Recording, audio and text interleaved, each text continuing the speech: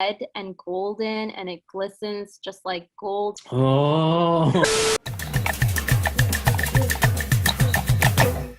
Guys, welcome back to Jore, the best place for South Asian news for the South Asian curious. So my name is Mashia. My name is Sami. And today we have a really exciting product.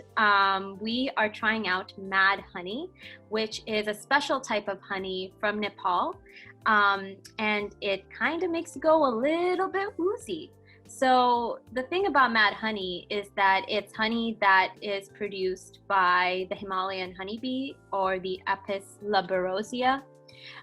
It's the world's largest honeybee, and it feeds off of the rhododendrons. Like, these are like really red flowers. There's going to be an image there. And the honey feeds off of that, which can be found at like the foothills of the mountains in Nepal. And it basically produces honey with a special type of toxin. Now, it's not anything dangerous. You just have to have a little bit of it, and it leaves you really, really buzzed. But what's amazing about this honey is that it's found in the very high tippy top of the foothills of the mountains. And basically, the Nepalese hunters, honey hunters, they have to go on a two-day trek barefoot with minimum equipment and scale the mountain using a little bit of smoke to, dull the honeybees. They obviously get really, really stung by the honeybees, but at the end of the day, the product is all worth it. So today we have amazing honey thanks to Mad Honey Nepal, and the honey is really red and golden, and it glistens just like gold in the sun. And it's literally red because of the rhododendrons, and you just put a little bit of it on your fruit or in your tea. We have a really awesome charcuterie board here, and we're going to try it out today. And it leaves you a little bit buzzed and a little bit happy. So yeah, and I guess Sami today is going to give us more information on Mad Honey Nepal. So Sami, take it away. Yeah, so basically Mad Honey is a company based in Nepal. So there are a bunch of companies that do this, that go to the Himalaya, but so far our favorite has been Mad Honey, and that's who we reached out to. We really like them a lot. They're run by Sanjay Kafal, I believe. So the honey comes from the cliffs of the mountains in Lamjung, Nepal, specifically for Mad Honey. They actually take expeditions, I believe he said once every few months, to the cliffs themselves and extract it. He's gone as well. And Sanjay on a call mentioned that he got stung in the face a few times the first time, just because he wasn't prepared and he didn't know about the size of the bees or the type of equipment that was needed. So more about Mad Honey, you can find them on madhoney.net, on Amazon and Etsy. The products usually, depending on potency, the prices can change, but they're about $60 to $80 US dollars. And the honey, just like Mashid said, is also said to induce a mild and calming euphoric sensation. However, too much can also cause paralysis, so enjoy responsibly. We'd say a few tablespoons at a time. I think it was 2 tablespoons is recommended, but do your own research to look into it. So today we're actually gonna have a taste test. So this is my charcuterie board. Yes. Yeah. What do you have on yours, Sami? So I don't know. I just picked my favorite foods with honey. So I got some bread. This is, I don't think it's sourdough. I'll remember. I got some saltine crackers. I think it's brioche. Yeah. I got some saltine crackers. I got a lemon wedge. I have my green tea, so that's the reason of the lemon wedge. I got blackberries, strawberries, and bananas. I got a very Indian Desi inspired charcuterie board. So I got some papri crackers, some cucumbers with tamarind chutney, spring rolls, meatballs, pepperoni, apple with chopped masala, and some grapes.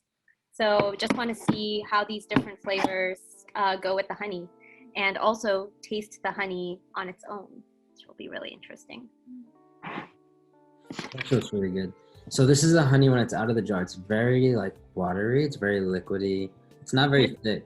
But it's really red. It's redder than most honeys, and that's because the flowers that the bees eat on are super red as well.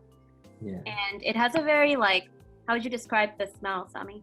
I don't know. I think it smells bitter. It smells kind of bitter. And the way they describe it is that it's not as sweet as most honey, and I can definitely smell it.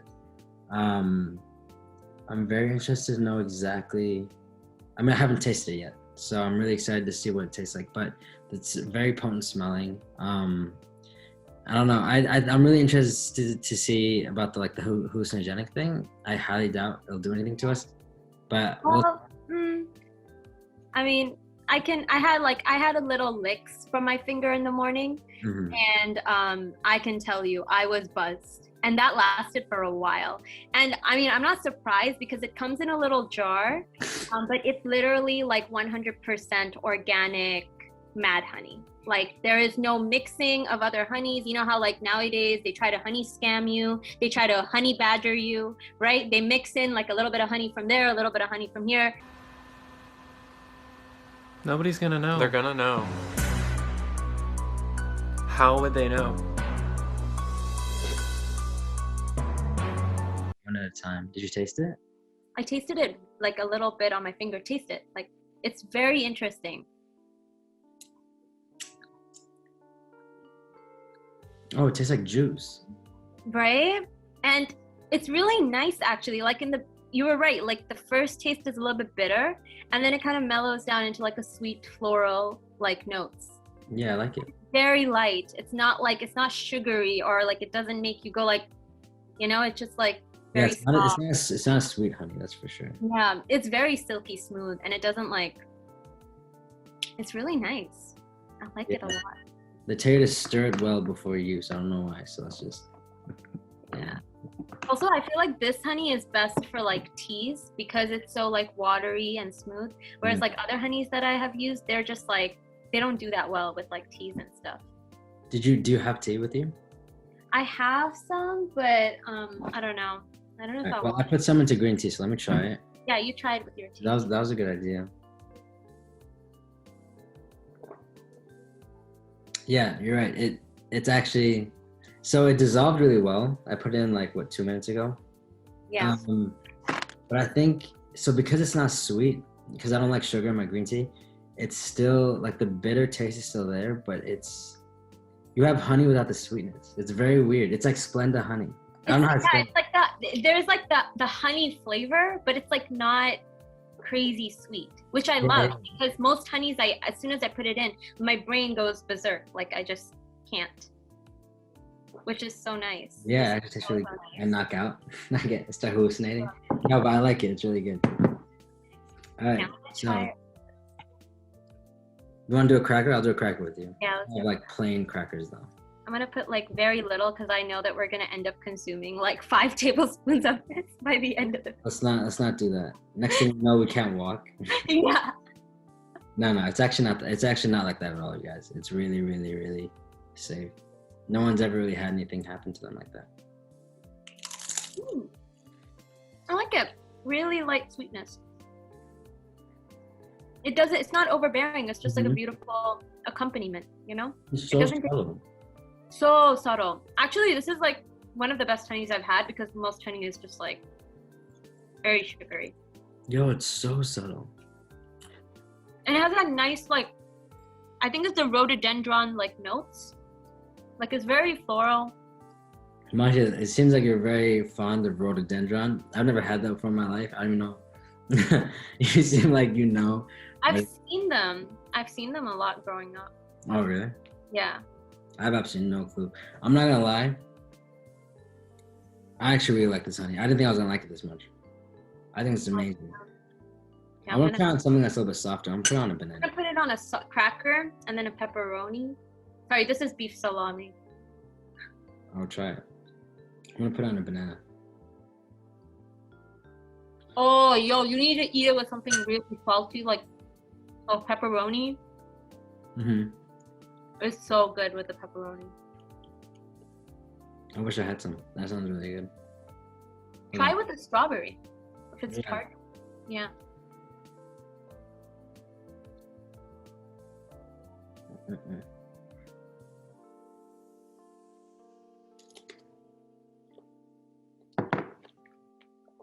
That's really good. Yeah. Oh my god, I wish I had strawberry. I have something. That's so juicy. Apple. So good. Oh, it's got to be good with an apple.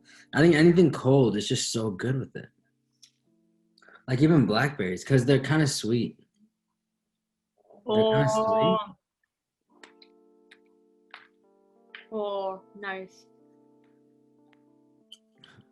Who's that guy, the food reviewer guy? Oh, what did he say? Oh, Mark Queens. Let me do a Mark Queens impression. Mark Queens impression.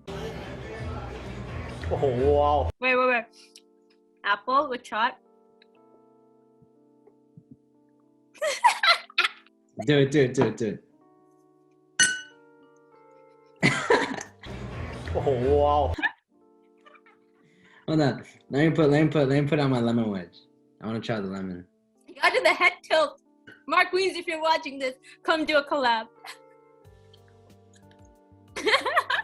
Oh. We decided to. We got too excited, and all of a sudden, like, hey, Masha, can you feel your left pinky? And you're like, no. Literally, our face is like this. Oh.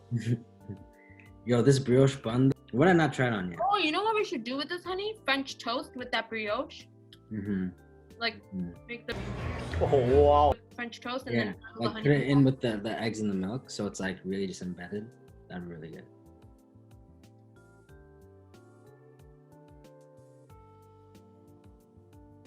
I'm a big fan. I like them. What did you try that was your least favorite? With the honey. Nothing really. I mean, No, like your least favorite. You gotta have something. no, man, I really don't. I mean, maybe the cracker, but probably it's the cracker. It's not even the honey's fault. It's the cracker's Me too. fault. I was gonna It's say the dry. cracker because the crackers. It's just dry. It's your problem, you know. The honey is good. Like the honey is good with everything. You should have a good choice, right? You know what's good with everything, because anything that has flavor, it kind of just like uplifts it a little bit, because it's so subtle. It's like the smallest little difference, but it's usually just positive. It just accentuates whatever flavor your whatever like thing you're eating, the flavor or whatever you're eating. It doesn't overpower it in any way. I'm definitely all about it. All about this honey. Water, but it's still. It's thicker than water, but it's just perfect for like drizzling. To be honest, like it's better than Look at like it. it's better for drizzling because like you don't end up with like a massive slab of honey on top of your stuff. You just have a light drizzle. Yeah. Dude, you're really loving that brioche and the honey. Because it soaks in so well. It's so fluffy. Yeah, I love this honey. It's definitely worth the money too. Definitely is. I really like the honey. So where can you get it?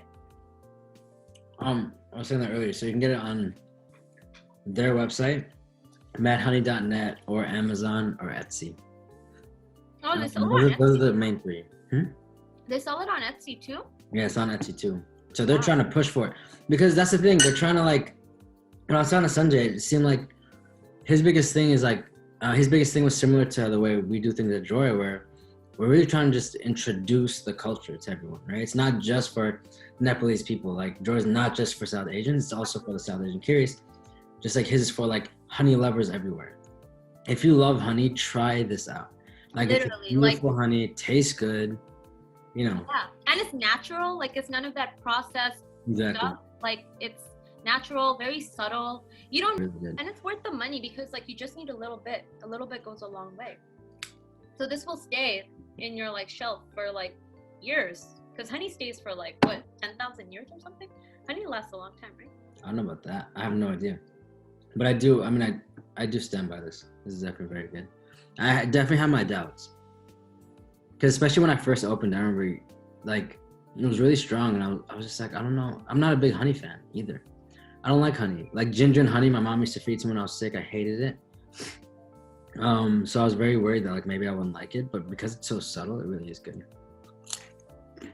I really like it too. Like Mad Honey is also like a company. Like a lot of people, especially back in the day, they went to just get honey. So like for medicinal purposes. So going up there to get this honey was also just not safe. It was a lot. It was just so much I mean, going it's still on. not safe. Like it's like a Still, tradition in Nepal. It's a very like tradition done by like few villages and stuff Well, that send their honey hunters to go there twice a year. I think. I don't even think it's done. I think it's done like after a harvest season or something like that. yeah. So one thing I asked to make sure was like whether it's safe or not for people. Just because like if a product isn't safe, it's you know, almost scary to like even buy it. But from what I heard, that over the past decade, they made it so that it's extremely safe overall. The only issues is, like you said, is like if you don't have the proper gear. But now the people that go up are usually professionals, so yes, it's a good sign. Which makes me happy, because I know back in the day he was telling me that, like, because people were, it's so culture driven. People would like, no, we have to go, and they'd risk their lives. So we have to do it this way. Yeah. Yeah, so at least now they got companies that are actually going up there, taking care of it, bringing it down. Yeah, so I'm all about Cliff Honey. But yeah, I mean, they have my vote. I love this. I think it's so good. I don't see this type of stuff in the supermarket though. No, neither do I. I've never seen this. I'd be also interested to see it in a health food store. I also haven't seen this in a health food store. Have you seen one in a health food store in America? Mad Honey? Definitely not, just because Big Pharma is so big here. Like, this is almost like if you want to compare it to like homeopathy or whatever, where like they will never push a product that isn't made by Pfizer, or like they won't push a product made by like our. I don't know. Yeah, I mean, like it was used for medicinal properties back in like during Chinese, much about like Mad Honey. I've never heard of it. Yeah, we got in contact with Mad Honey Nepal, so yeah, like honestly, it's a great way for us to learn, but to also bring you guys something new. So make sure you go to Amazon, madhoney.net, Etsy, whatever you want to do, to get your own jar of Mad Honey. Huge fans. I mean, me and Masha, they got our votes, so please go check it out. Yeah, feel free to let us know what other products you want us to check out. And we'll be back soon with hopefully a very interesting guest or another different product to show you guys. Awesome. Yeah, and thank you so much for joining us for our short little Mad Honey Nepal review. Don't forget to subscribe, hit the bell icon right there so that you can get notified firsthand with any of our South Asian inspired videos. And be sure to also follow us on Instagram. That's where we post a lot of our articles, interviews, really funny reels, memes. And we also have some really fun stuff coming up for the month of April. And we'll see you soon next time. Bye. Bye. Oh, wow. Oh.